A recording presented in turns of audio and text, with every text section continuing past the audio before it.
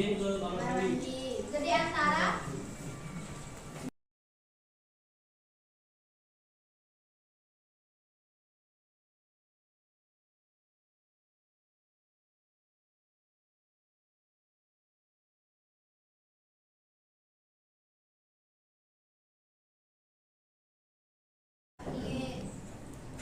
kalian kok pindah-pindah gitu dulu ya?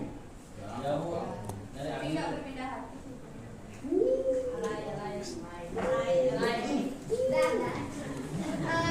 Di sebelum masuk ke materinya, saya mau nanya untuk ulangan yang kemarin itu kan saya udah koreksi. Terus nilainya itu beragam, ada yang dapat 100 ada yang KKM 4 ada yang 55 pun ada. Itu saya tanya, soal yang saya kasih itu susah menurut kalian? Ini Bu, soal pendapat kita itu banyak. Kalian suka soalnya yang kalian suka tadi nggak suka yang soal pembacaannya? Enggak gitu Bu, Ibu nanya itu bagaimana? Saya bingung. Ini bagaimana nih? Bagaimana? Berarti kalau dari segi soal itu susah dicerna soalnya Ya, tapi bilang sebutkan jelaskan. kalau sudah jelas Ibu bagaimana? Bingung. kalau soalnya itu sih udah saya ini kasih tahu dulu ke Bu Tony, jadi soalnya itu udah diantisipasi. Beneran. Tapi untuk remedi itu nggak ada remedian karena kan nilai kalian tuh udah ini udah saya belum saya input soalnya. Untuk nilai kalian tuh yang remedi itu nggak bisa ada remedian karena yang dari pertemuan sebelum-sebelumnya itu kan kalian ada yang aktif dan yang jawab itu saya masukin nilai tambahan. Ibu mau lihat Saya mau ngalahin apa, Bu? lihat deh nilainya Bu. Belum diinput, nanti saya bagi besok. Besok nggak ada kapan? Oke, sebelum lanjut ke materi, jadi ada baiknya kita berdoa terlebih dahulu menurut agama dan keyakinan masing-masing. Silakan berdoa dimulai.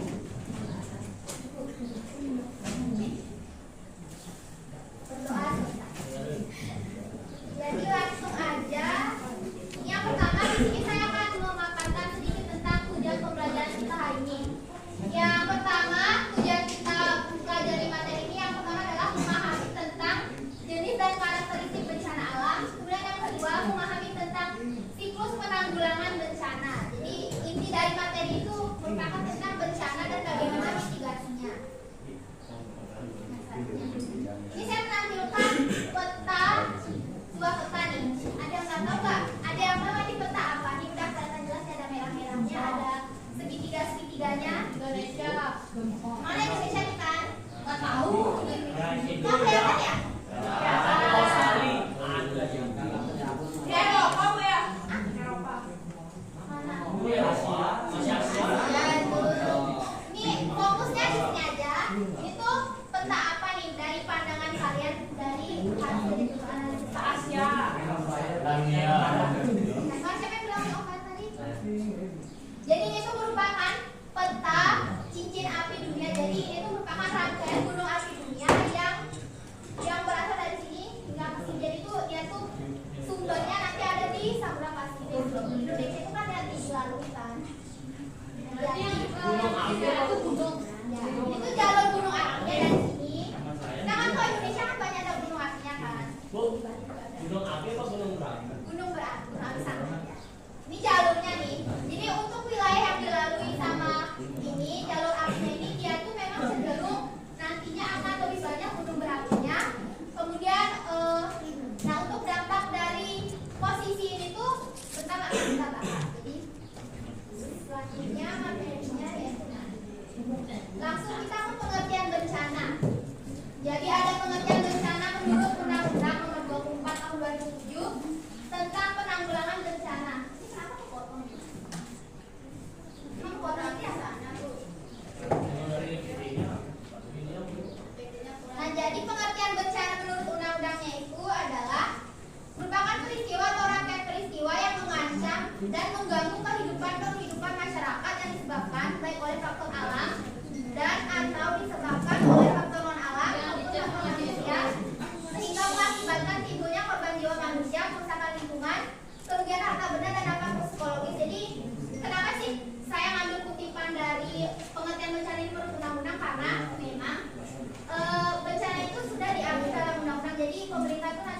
kalau misalnya ada bencana dia tuh bisa melakukan aksinya seperti itu, misalnya memberikan bantuan kayak gitu. Kalau misalnya nggak diatur kan pemerintah tuh kurang ada strukturnya, karena memang untuk bencana sendiri yang bisa dikatakan bencana itu harus ada korban jiwanya, ada kerugiannya. Jadi kalau misalnya bencana kecil itu pemerintah dia tuh belum bisa melakukan aksinya untuk memberikan bantuan.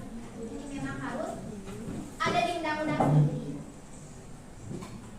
Nah selanjutnya bisa dibuka FKS-nya nih. Jadi bencana alam di halaman 52. Sebelum itu untuk bencana alam sendiri itu dibagi menjadi 3. Bencana itu dibagi menjadi 3. Yang pertama ada bencana alam, bencana non alam, sama bencana sosial. Jadi untuk bencana alam itu yang disebabkan oleh alam seperti kayak gempa bumi, tanah longsor, tsunami kayak gitu. Kemudian untuk yang non alam itu tuh kayak pandemi, epidemi itu. Jadi ada yang tahu nggak apa bedanya pandemi sama epidemi?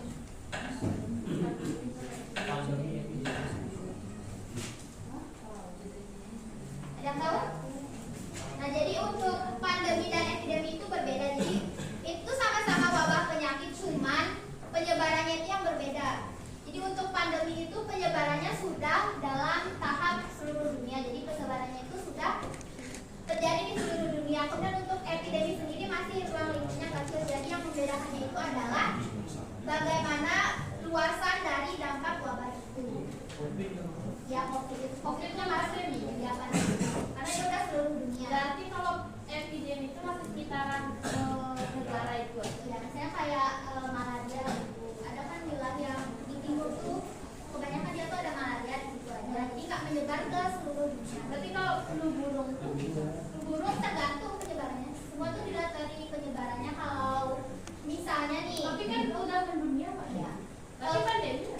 belum. Kalau misalnya gini, dia tuh bisa dikatakan pandemi juga kalau udah bisa menimbulkan banyak kerugian. Kayak COVID itu kan dalam waktunya kan singkat kan kita bilang berapa tahun. Tapi flu burung tuh dari dunia juga.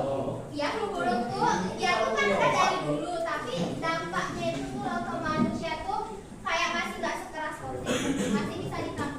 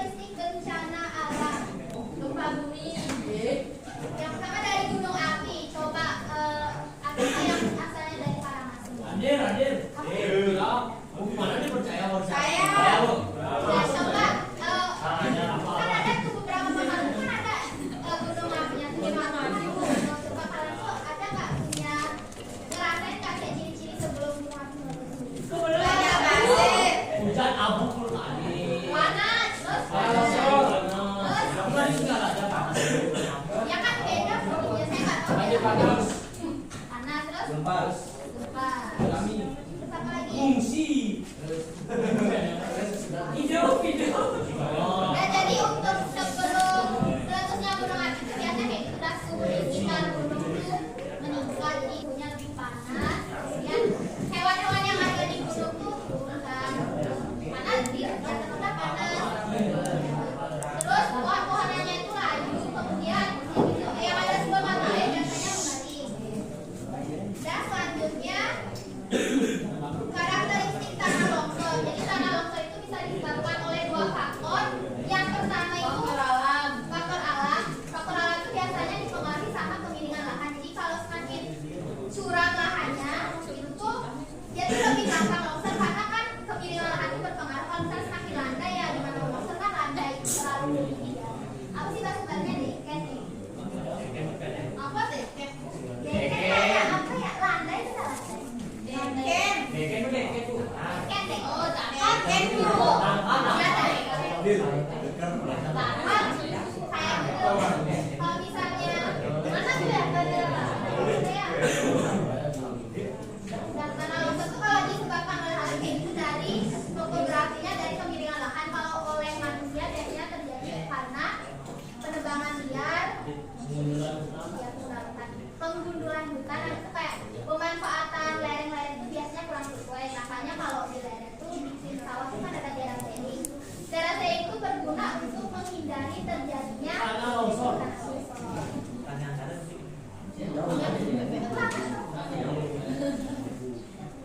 Nah, selanjutnya ada gempa bumi. Untuk gempa bumi saya akan jelaskan berbeda karena itu fokus kita hari ini. Kemudian yang selanjutnya ada banjir.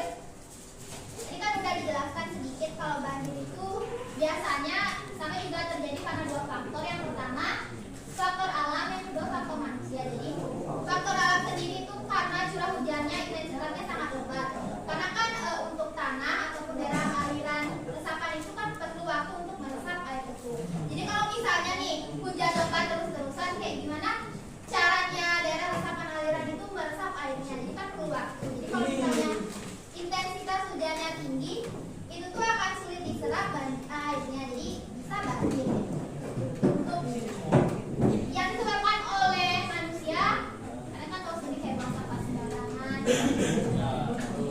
Terus pembuatan got itu memang harus diperhatikan. Jadi semua itu udah ada aturannya, misalnya lebarnya berapa meter, terus untuk kedalamannya berapa, untuk menghindari adanya dari air-air itu. Kemudian selanjutnya ada tsunami. Nah, tsunami itu biasanya disebabkan memang kebanyakan dari faktor alamnya, misalnya gempa bumi. Kenapa sih gempa bumi itu bisa mempengaruhi terjadinya tsunami? Jadi kalau kita lihat di bawah bumi itu kan ada lempeng-lempeng. Indonesia sendiri itu memang diapit oleh 3 lempeng besar. Yang pertama lempeng Eurasia, kemudian lempeng Indo-Australia, dan yang terakhir ada lempeng Pasifik. Jadi lempeng itu tuh dia tuh bertemunya atau titik temunya tuh ada di dekat Indonesia. Jadi kita tuh memang sih kayak terjadi gempa bumi karena kan lempeng itu saling mendekati. Arahnya itu biasanya memang saling mendekati antara lempeng satu sama lempeng lainnya. Nah, kenapa bisa terjadi tsunami? Karena gempa bumi itu karena misalnya nih kalau ada gempa bumi di dekat laut, di dasar laut kayak gitu.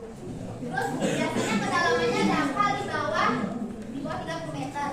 Kalau misalnya gempa buminya itu di bawah 30 meter, itu tuh akan terjadi kemungkinan potensi tsunami karena dia tuh jaraknya antara permukaan laut itu dangkal. Itu kalau misalnya gempanya terjadi di kedalaman yang tinggi, untuk kemungkinan tsunami-nya enggak kecil kemungkinannya. Terus untuk gempa bumi di atas 6,7 skala Richter itu tuh juga bisa menyebabkan tsunami karena guncangannya yang keras di lautan.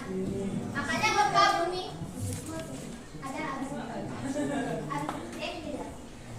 untuk ini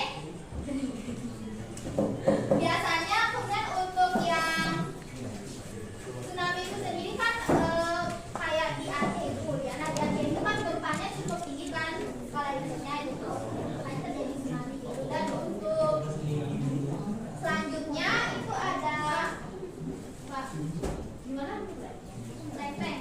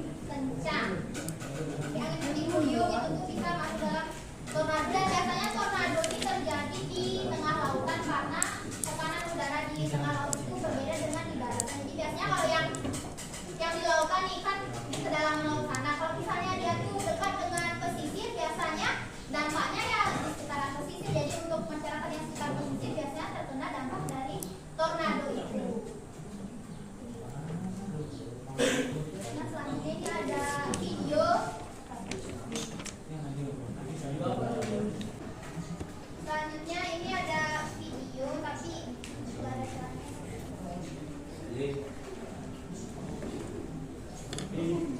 Oke guys, jalan saja. Proses gempa bumi ilustrasinya.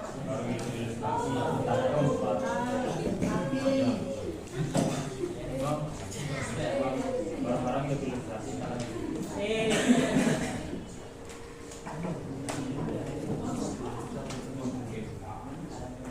Ilustrasi gempa bumi.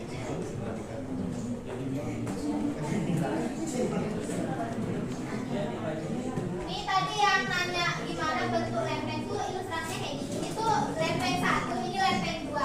Nah kalau misalnya yang ini itu tuh bertemu sama ini, kayak misalnya saling bertabrakan, ada satu titiknya. Nah di sana di sini titiknya. Titik ini tuh akan menimbulkan gempa bumi.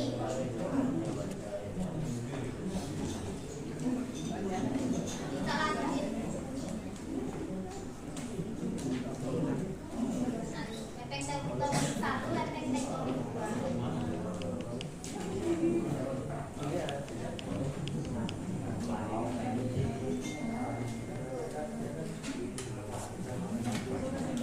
Itu tuh lempengnya saling mendekati, saling menumpuk, dan ketemu satu titik, terjadilah gempa bumi.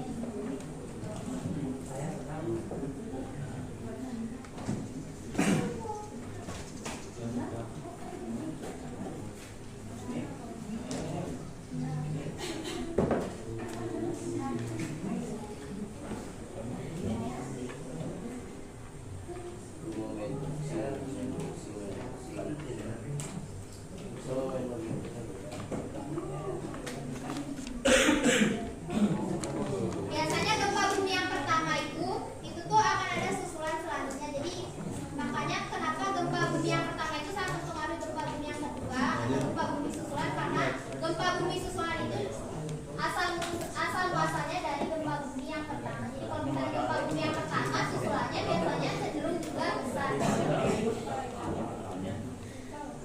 Ya, lanjut aja lagi penjelasannya Kak.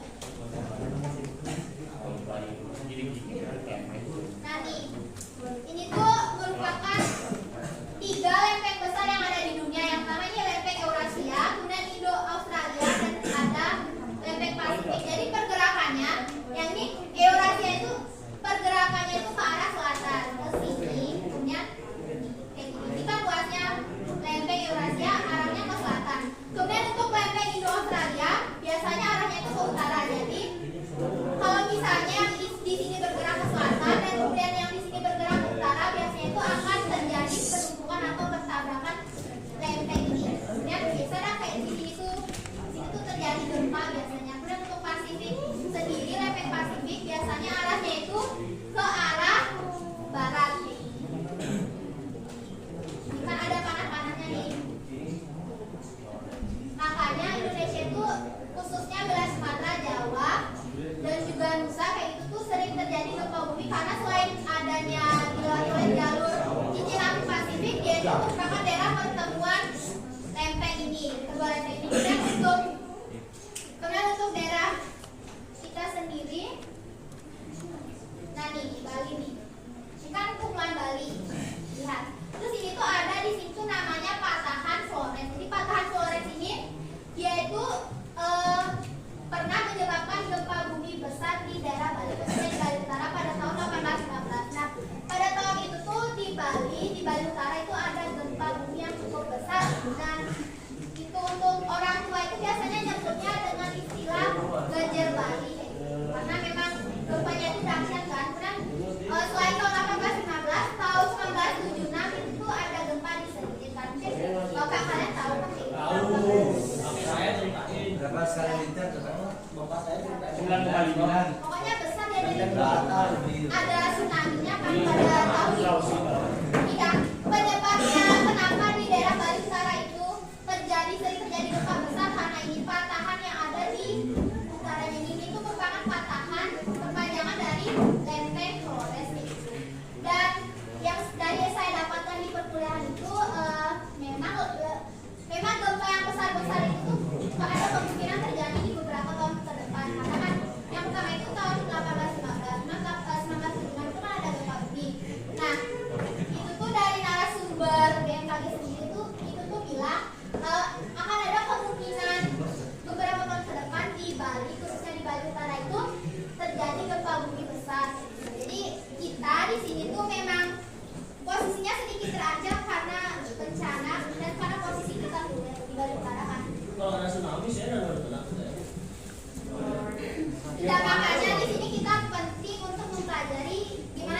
mitigasi bencana itu sendiri biar kita tahu misalnya pas terjadi bencana kita apa sih yang kita lakuin gitu biar nggak panik-panik nggak jelas gitu. Lari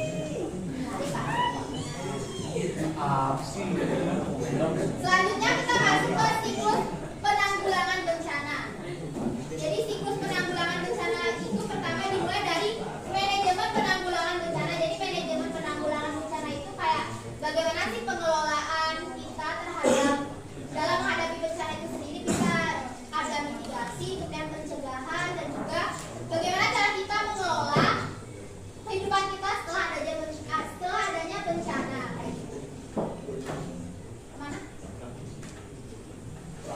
Selanjutnya di sini ada tahapan mitigasi. Jadi mitigasi itu adalah bagaimana upaya kita sebagai manusia dalam menyikapi adanya bencana itu. Jadi untuk tahapan mitigasi ada 3. Yang pertama ada prabencana. Prabencana ini sebelum bencana. Biasanya prabencana itu dikaitkan dengan penanggulangannya. Misalnya untuk gempa bumi, kita tuh bisa bikin bangunan anti gempa bumi, kemudian bisa bikin jalur evakuasi. Jadi kita tuh bisa siap pada saat gempa bumi yang terjadi. Kemudian misalnya kayak tanah longsor.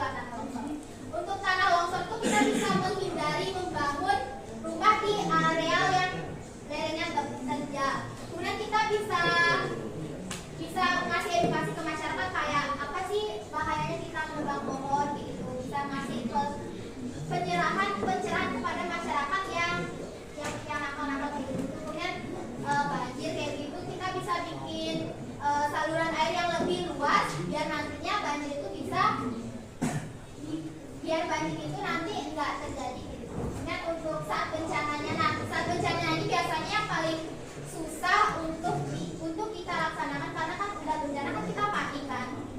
Nah jadi saat bencana ini biasanya kita tuh memang sikapnya nggak boleh panik, terus kita tuh harus mengikuti apa arahan pemerintah. Misalnya saat terjadi bencana kita tuh pasti dikasih tahu kan untuk mengungsi ke daerah mana gitu. Kita tuh harus mengikuti arahan dari pemerintah karena kan pemerintah itu udah bikin tuh biasanya ada pemetaan sendiri untuk daerah pengungsian kayak gitu. Kemudian yang terakhir ada pasca bencana. Nah pasca bencana ini itu merupakan mitigasi sesudah bencana. Jadi bagaimana cara kita dalam menyikapi kehidupan kita setelah bencana. Jadi misalnya dengan membangun infrastruktur kembali. Kemudian itu dari pemerintah mungkin ada bantuan dari pendampingan psikologi. Jadi kan kita misalnya kena bencana nih, terus kita kan pasti yang ada keluarga kita yang meninggal, kitanya misalnya terdampak gitu, itu kan kita pasti kayak stres gitu kan, ya trauma. Kita perlu juga yang namanya dampingan psikologis dari pemerintah, dari ahlinya. Ya. Kalau misalnya untuk mitigasi bencana sendiri itu berbeda-beda, jadi tergantung bencananya. Kalau misalnya yang paling sering itu kan kita kan seringnya rasanya gempa bumi kan, jadi kayak gitu.